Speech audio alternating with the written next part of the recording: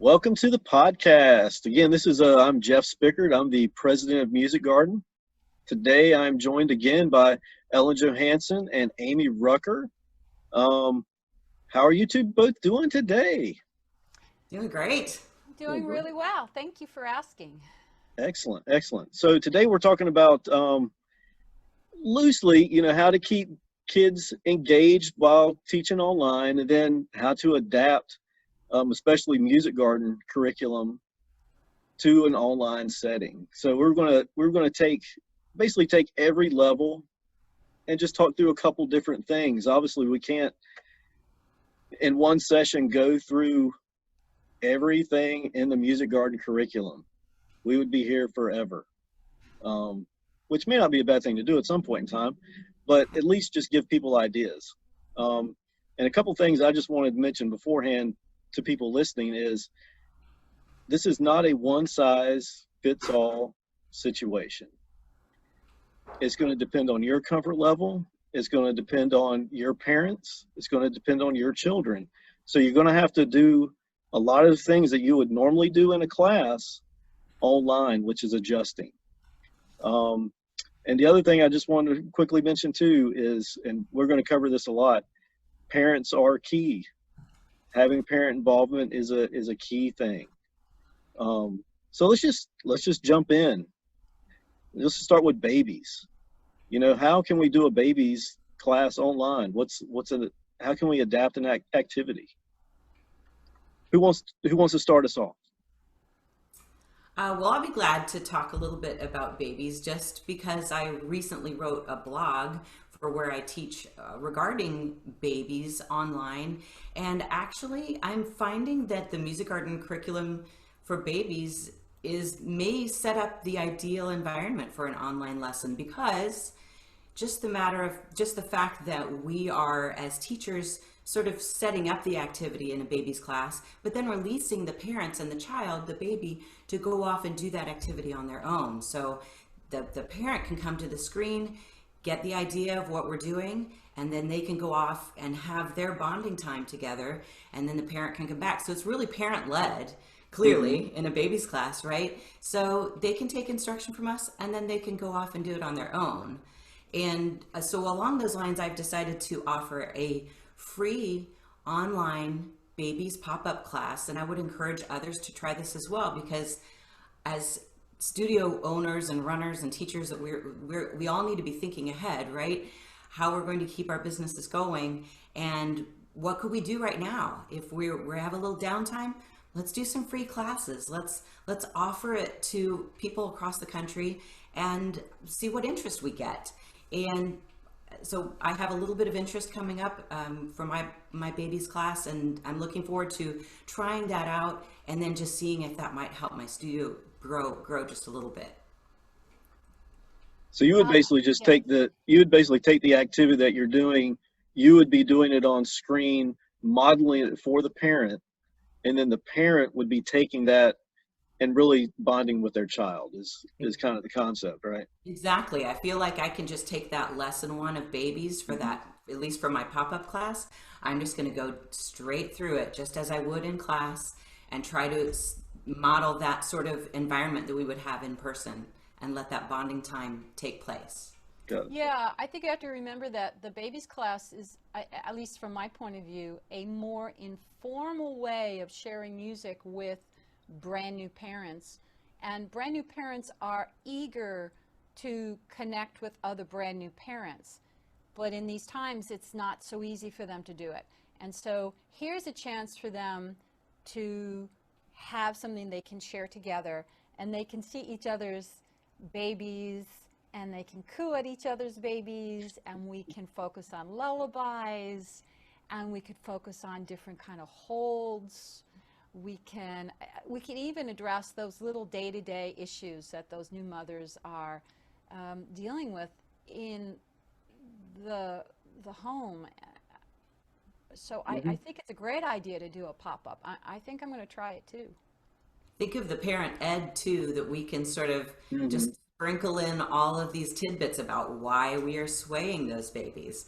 And it might be a good time to really grow your studio, to really get some parents engaged with the philosophy.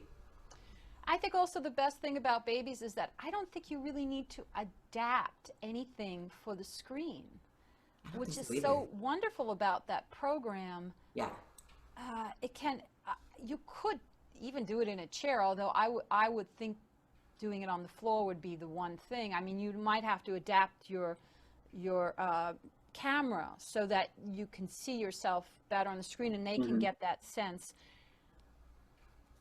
I can't think of a thing. Oh, I would insist, of course, that they all have the little baby packet.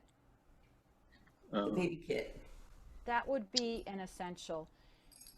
Which, yeah, it's a great to have, and then they'll have it at home. You know, usually when they're in here, usually they keep them in the classroom because they tend to forget them. But in this case, they could have a little music area. Yeah. Yeah, so babies, it sounds like, doesn't really need to be a whole lot of adaptation because a baby's not doing a whole. I remember taking my child to baby's class, and obviously she wasn't moving around a whole lot at the time. By the time she was moving around, we were moving into toddlers. So it was really very much that holding your child, spending time with them as a parent, singing to them, just really loving on them kind of experience. Yeah, Absolutely. now toddlers is probably going to be a little bit more of a challenge, I would think. Again, babies not moving around, toddlers, they're starting to move around. They're starting to move around a lot. Yes. Yeah. Who's gonna So what's go your after? thoughts? What do you think? Go ahead, Ellen. Take All it. right. So I've been doing toddler classes since March, and they have been great and they have been terrible. And if you're willing to have that span of results, in the midst of all that, you're going to get some music making going. The things that worked for me when adapting for me as the teacher is making it look simple for the parents. So so I'm already on the floor. I already have my bear or my animal or my stuffed animal with me. I have to give them time to move from activity to activity. I also have to adapt the classroom instruments so that they have the instruments at home as well. So in the first 8 weeks when none of us had a clue what was happening, I was telling them, oh, look everyone, I have a set of sticks. What could you use in your home that you could tap together? And off they'd go. And they'd come back with 2 wooden spoons, or they'd come back with a brush and a comb, or they'd come, all sorts of amazing things. But the most important thing was that they could tap. But what I noticed is that the ones who were ready to go were the ones who had the same sticks as me. So for the summer program, I had them purchase the instrument set 1, where it has 2 sets of sticks, 2 scarves, 2 bells. Oh, and they just love their Zigen chimes. Now, these are older ones, but they have a set of chimes too. Oh, they just think it's the best, and it comes in a little red packet. But even then, I didn't want them to deal with, opening and closing that. So I asked each parent to create a musical space, something that would be easy, something that they could put up high when it's not music time. And so they get into the cue, it's music time, and this comes down. And then within there, I can tell them to take out the sticks and put the rest of them back. So now we're working on sticks, and then at the end, I can tell them to bring it down and put the sticks away.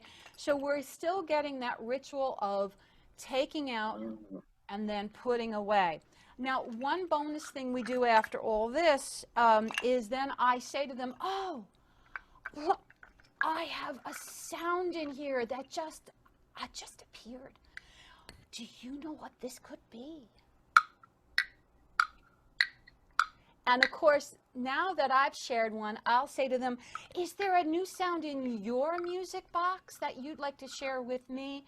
And I've asked the parents ahead of time to put something in there, either from a nature walk, it could be two stones, or something, so that at the end of the class, we get to share sounds with each other.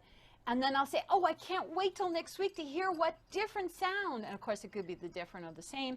And I'll have something totally new in here too. So this becomes not only a way to organize the home materials, but it also becomes something that's intriguing and exciting. They look forward to this every week. So that's how I've adapted the classroom instrument issue. I love the ritual of that. Yeah, exactly. The ritual of it, and plus it's really engaging to the parent and the child. You know, there's a sense of responsibility. You know, for the parent, it's having the kind of the instruments already there so the child can get it. The child is still going through that ritual of going to get the instruments and bringing them back and having to put them back, and then the whole kind of what I would consider almost like an assignment of try to find something this week of that's going to make new sounds is really neat, because it helps them look forward to the next week's class. You know, those are things that we've always done in the in-person setting, and really translates well to this online world. You know, that's very neat, very neat. What about you, Amy? Well, one of the things I wanted to share today was how I have adapted the dances a little bit for the online for the toddlers, because that can be a little bit complex, and you want it to still be a valuable time dancing. You want them to be hearing the form of the music and starting to understand how music is put together through these dances. So I came up with a little way for the parents to know what was coming next, what move we were going to do next. We might explore first all the different moves we might be using for a dance. Like for dance Marushka, I think it was, we had marching, we had swaying, we made circles. There are so many different things that you can do. Actually, I think it was one of the polkas that I originally used this for. So I created a board that has Post-its, and every 16 measures, I would whip off a Post-it, and they would know ahead of time. I kind of went through these with the parents so they wouldn't have to decipher my very primordial drawings here. But that was, you know, making a big circle. And then after 16 measures, they would come back to the screen to check to see what to do next. And I'd whip it off, and it's the sway. Again, these are getting kind of smudged because I've used them so many times. And they'd come back to the screen after 16 measures, and they would kick for 16 measures, and we would just keep going and going. And you get the idea. Now, when I did this, I had this set up on a music stand on my with a camera, so that they weren't really looking at me, they were really looking at this, and I was kind of off in the distance doing my moves. But we went through, and I had 8 moves, and we ended with this. My favorite thing for them to do during a dance in all of my levels is for them to come up to the camera. So in and out becomes coming up to the camera and then going away from the camera. And if you're using a little friend, like I have Mr. Bear hiding here somewhere, oh, here he is. If you're using a friend, they really get a kick out of Mr. Bear coming up to the screen and then going away from the screen. And in my room, I can do a full 8 counts out and 8 counts in easily. So that's one way we've done it. It's kept it fresh. I don't do that every week because I think they'd get tired of it if it were the same way every week. But that's just one way to do some of the bigger, longer dances and to keep them checking back in. I think it was an idea that Leilani had mentioned early on, was a way to get them to come back to the screen. And in the toddler level, that's the issue, right? Because they're toddling away all the time. So giving them something to come back and look to, and if they have a friend, that makes it even more fun for those moments where they're coming into the camera. So that's one way to adapt in the toddler. Yeah, and Leilani, for listeners who aren't familiar with a lot of the Music Garden folks, Leilani is actually Leilani Miranda, who's a wonderful, wonderful individual, wonderful teacher, and a wonderful Music Garden Teacher Trainer who lives in Houston, Texas. And I know for conversations with her, moving online has been sorry, Leilani, I'm talking about you. It's been difficult, but she has done it, and she's done extremely well too. with it. So Yeah, she has. We've had a lot of conversations and sharing a lot of photographs of how we've set things up, and we're kind of it's a go-to. Like, wait, what yeah, did you do for this? And but yeah, she's doing a great job. yeah. Well, I guess Speaking of the go in ahead. and the out, I just wanted to throw in that getting the toddlers back to the screen is obviously one of our goals. We don't want them checking out the room next door or having a snack or, you know, whatever else that impulsive body is going to be distracted by. So that in and out brings me to when we use our time to do our echoing. I actually do come in so that letting them know that this is time that we're going to be doing a question answer, and then I use a microphone, although Amy uses a stick. You can use whatever. Bring out your stick, and we'll do ba, ba. And let me tell you, every single child wants to get up there to do the ba, Yeah. ba. And if you're muting, which I don't do anymore, in the beginning I used to mute everyone because everyone was just it was chaos. I called it Zoom chaos. But now people mute themselves and I have to unmute them. And I want to hear that sound. I want to hear the children. I've got to hear it. And so this gets them back into, this is an interactive, not a sit back and watch. And so I do this a lot in the class, almost after every activity, just to get them back. You know, there's got to be a way to get them back, especially we're doing a big standing movement, and then we're sitting. I'll definitely get closer for the sitting movement to, you know, grab their attention, and this is a great tool. So I have a question for you, Ellen. I'm thinking about my toddlers and how I'll say, who wants to do a pattern? And then you hear, for me, and then you're like, who was that?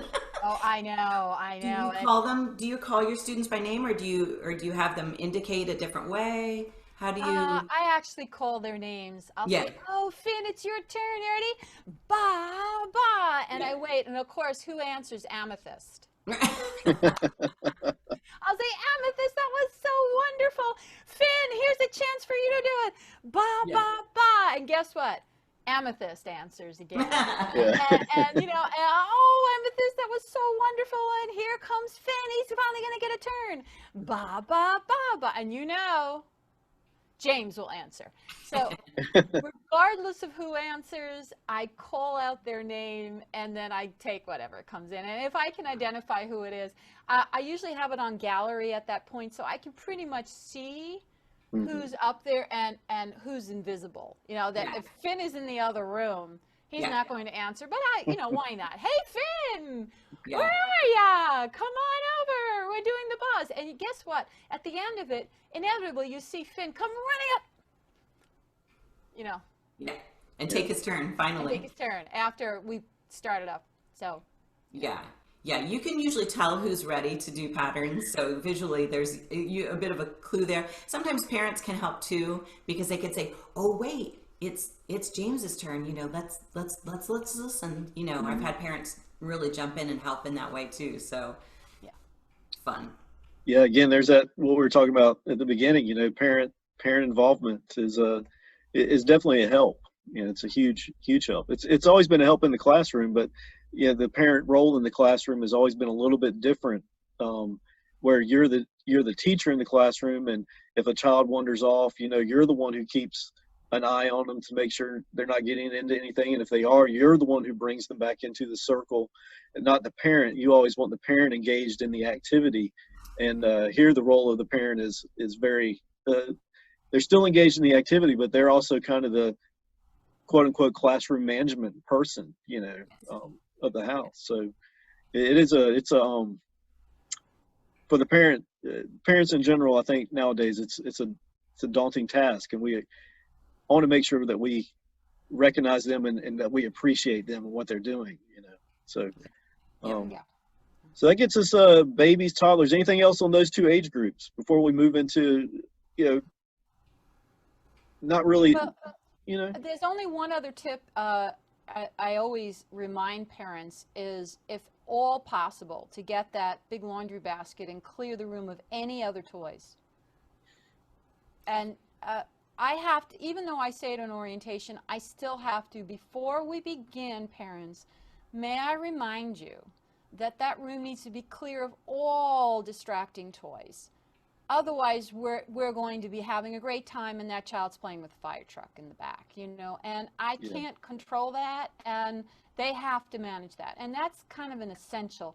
I've kind of put my foot down on that one after having one parent actually try to do the class in the child's playroom. And that was a total, I mean, I felt I was talking to a wall. The child was much more interested in everything in there. And so be it. I mean, we know that the visual is always going to take over the oral, so. Yeah, and I think instinctually the parents think, oh, we'll do class in the playroom. I think instinctually they think this will be a good idea. And I had a parent actually realize it on her own, you know, after a couple, maybe 2 or 3 Zoom lessons where the child was going away and playing with other things. She was like, aha. And the next time they had class, they were in this blank room. It looked like maybe a spare bedroom, and it didn't have anything else in there, and it was perfect. So it's something, again, we probably should say up front, now that we've all experienced it with the whole playroom idea, to encourage them to find a place that doesn't have the distractions, rather than having to pick up the playroom, which for some people might be impossible. Yeah. Just saying. Let's move on up an age group then. Let's go into our cycle of seasons age group. You know, it's for listeners ages around 3 to 5-ish. You know, somewhere around there. So what's some different ways we can adapt to this online world? Well, who's kicking it off? I guess I'm kicking it off. Yeah, why don't you start? Yeah. Sure, I'd be glad to. There are a lot of things. I love how we're just thinking creatively about how to use these lessons and to make them work online. I want to say again that I really am just following the lesson plans and going down through. And in Cycle of Seasons, I have a brand new class of cycle students who just moved up from Toddlers, and they're doing great and they're eating it up. And I'm finding that with the stories, they're actually ready to listen to some stories. So I can go into the story, I might shorten it, I definitely tell it in my own words, and I ask them to get comfortable. I've got a little story for you about a bunny or whatever it is. And I'm finding that they're really listening to the story. I'm keeping it short, as I said.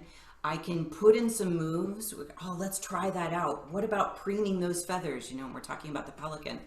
So some stories you can still tell. Some stories are more just a description, like the bog garden we just went through. So in that case, I pulled in and I found a nice photo of a bog garden because I don't have one, but I wanted them to see what I was talking about.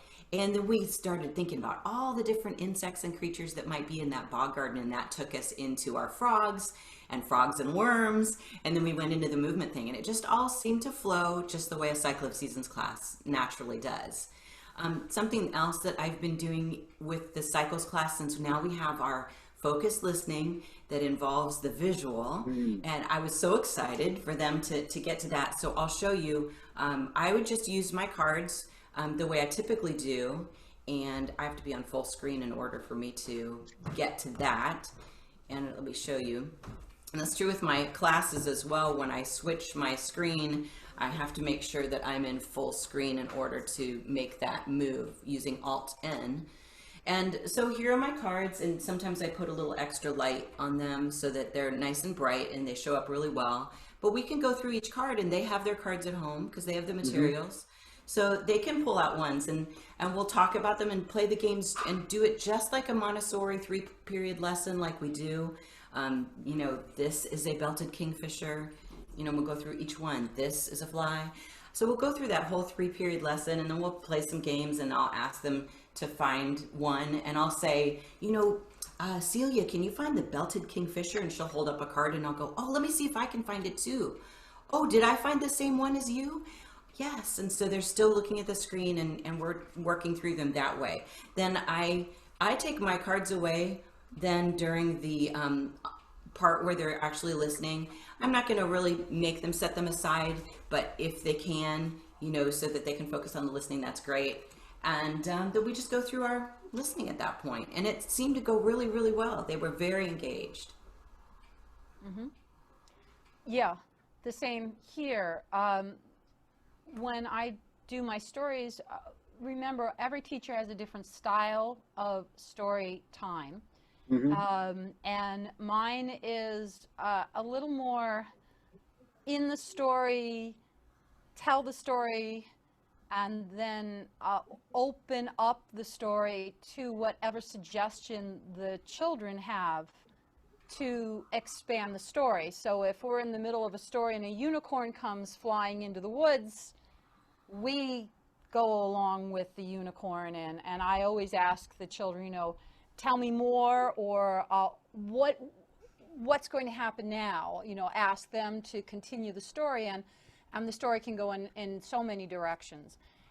However, sometimes I want to stay on the storyline, and so I would like to show you how I adapted one particular story. We did the story of the inflatable pool, and if you remember the story at the beginning, you go with your dad to the store, and the helper shows you the big box, and you bring the big box down, and you buy it, and you put it in the car, and then you bring it in. Well, for most of the children in my classes, they're not going to the stores.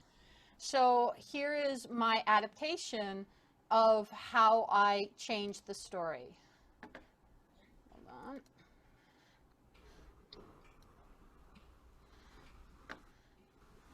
All right. All right. Hello. I don't know about you, but it's been really hot here where I live. And then, do you know what happened? I heard a knock on my door. I did. It sounded like this. And I stopped and I said, "Who's there?" I heard it again. I said, "I wonder what that could be." So I got up and I ran to my door and I looked out. And there was a box that was delivered to me. So I picked up that box. Oh, it was very heavy. Could you help me carry the box that came to your house? Because I bet you have a big box at your house too. Oh, it's real heavy. What could be in this box? Oh, let's put it down. Okay. Oh, I wonder what's in my box. Oh, it's got tape on it. I'll have to get my scissors out and cut it.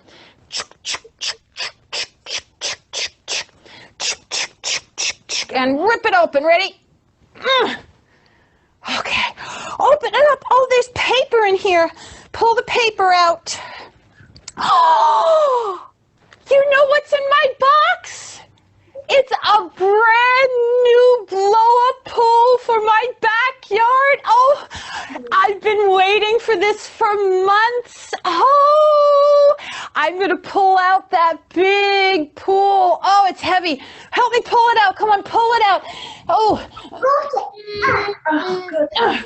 All right, let's take it outside to the grassy backyard if you have one. Maybe it's a deck. I'm not sure. And it goes on, of course. So Yeah. I wish you could have seen the children. I didn't realize that Zoom had it set up so that you're not seeing the children who are doing it with me. And you could see one child, for some reason the Zoom showed that child. She actually, throughout the whole piece, I can see through her little camera that she is doing the entire story with me. And there were two other children also doing the entire story with me, but for some reason she kept popping in. So, so in that case, you can see very clearly that the children are engaged. I'm doing the motions as I go, and then I'm looking at their boxes to see if there's anything else that I could add to the motion. I it's love really, that. yeah, I love that. That was really neat because you know, during this time of COVID, obviously people aren't going to, depending on what state you're in, people aren't shopping as much. So you adapted it to Could have been an Amazon driver, could have been a UPS guy, could have been whoever delivered the package, but I love seeing the little girl, because she's engaged in the activity, and her mom is back there engaged in the activity with her and help leading her through that activity. And again, it shows the importance of that parent being there. Very, very neat. Very cool to see. And it just shows so we have different types of stories. We have recorded movement stories. We have stories, about an item like a pelican. We have these stories that you can tell through creative thinking and creative play. And it's all still possible. We can still do it online. Yeah. Absolutely. And cycles, that little girl, by the way, when we started the class and we took out the sticks and we started to play, you could hear in the back saying, "Mom, I love this class." And it was like, oh, yes. I know. I love it when you can hear those little things. This is fun. Yeah. Which means they're engaged. And it means that we are getting the job done, even through this medium. Mm-hmm. Right. Exactly. Yeah, that's one thing you always have to kind of reinforce is you're still doing something that's very purposeful. It's not just a child checking out on a screen, watching a show. This is active, engaging, purposeful activity. Very important to stress. I think some teachers are afraid to jump into the online thing because they feel like they're going to be adding screen time to a child's day, which of course we don't want to do. The trick is to do it in a purposeful way, so. Well, that gets us through a cycle of seasons. I don't think we had anything else to add to that, if I remember correctly from my notes. Didn't you want to do the question answer, how to get parents to respond, Amy? Well, let's see. Remind me. With the fish. That's coming up in home. Yeah. Yeah, that's home. Yeah, that's home. I'm sorry. Oh well. That's okay, but thanks for keeping me on track. It's good. Yeah.